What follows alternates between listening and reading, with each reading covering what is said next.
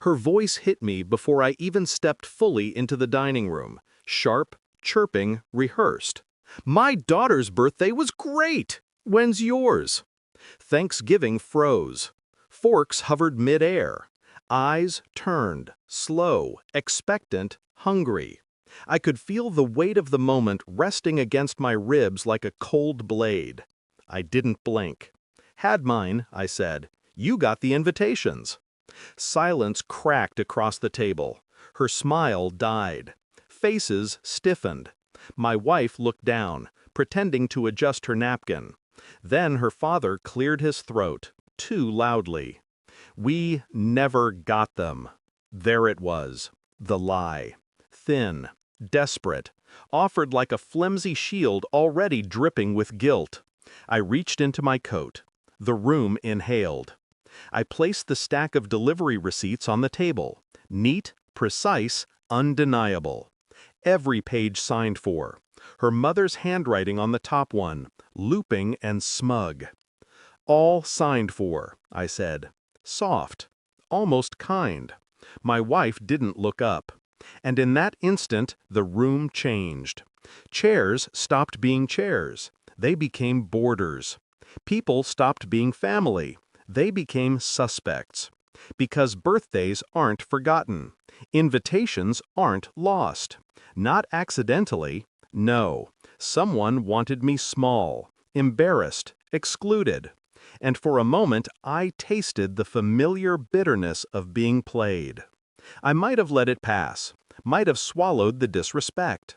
But then, my phone buzzed. A message from the daughter-in-law who despised me most. Her voice exploded through the speaker. "If you want to join Thanksgiving, come wash the dishes!" The room snickered. Quiet, cowardly snickers.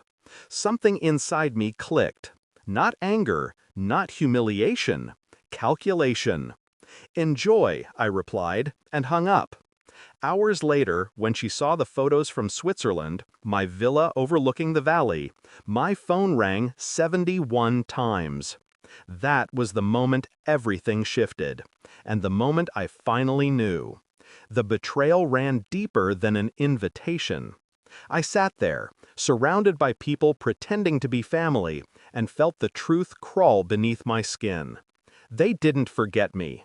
They erased me, piece by piece. First, the birthday.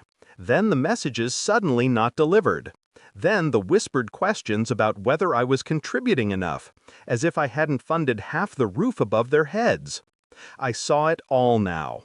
My wife's mother's smug little glances during gatherings. The way she spoke for my wife, over my wife. How my wife nodded along, timid on the surface, complicit underneath. They weren't excluding me. They were isolating me. And I had been stupid enough to think the problem was politeness, or miscommunication, or cultural differences. No, it was targeted, coordinated. Somewhere along the way, the people closest to me had decided I wasn't worthy of my own place at the table. My wife knew about the invitations. She had seen me write them, seal them, hand them to the courier.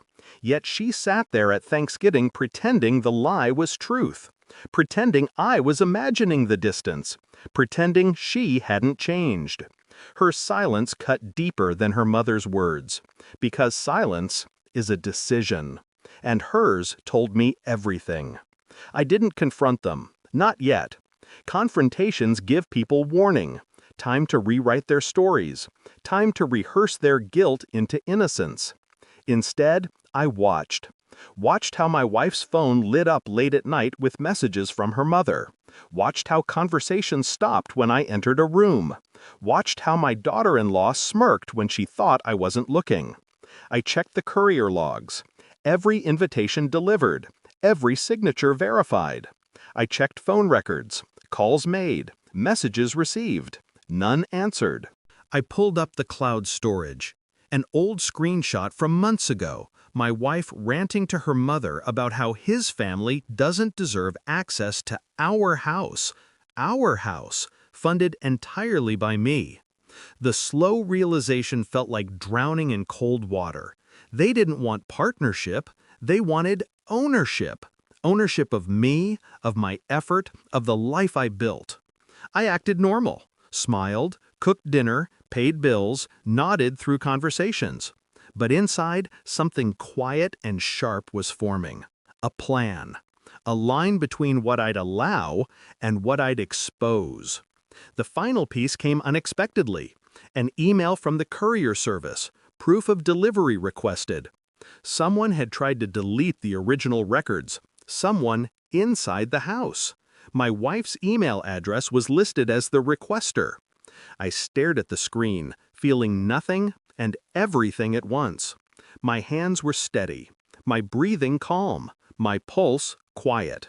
The truth wasn't dramatic, it wasn't explosive. It was simple.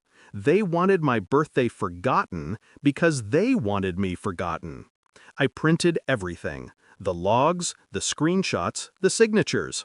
And when she entered the kitchen that night, pretending cheerfulness, pretending normality, I slid the folder across the counter. She opened it, read the first page, her face drained. What is this?" she whispered. I didn't answer. I didn't need to. Some truths are louder in silence. The next morning, I sent photos to the family group chat. My villa in Switzerland, glass walls catching the Alps, indoor pool glowing in blue, private balcony overlooking the valley.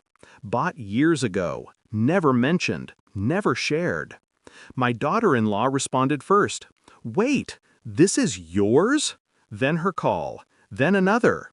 40 calls, 50, 71. I didn't answer. I let panic build. Let greed twist inside her until it suffocated the arrogance. My wife came to me, trembling.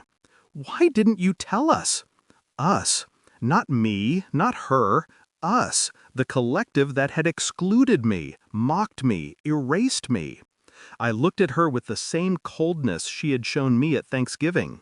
"You got the invitations," I said. She flinched. And in that moment, she finally understood the cost of silence. I left quietly. No yelling, no scene, no dramatic exit.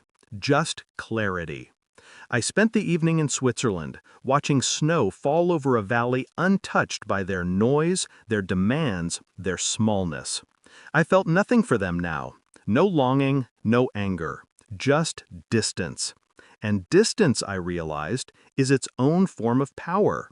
Because sometimes the cruelest revenge isn't destruction, it's detachment. The final message I sent, my only one, was simple. I stopped inviting people who don't show up. And then I turned off my phone. For the first time in years, the silence finally belonged to me.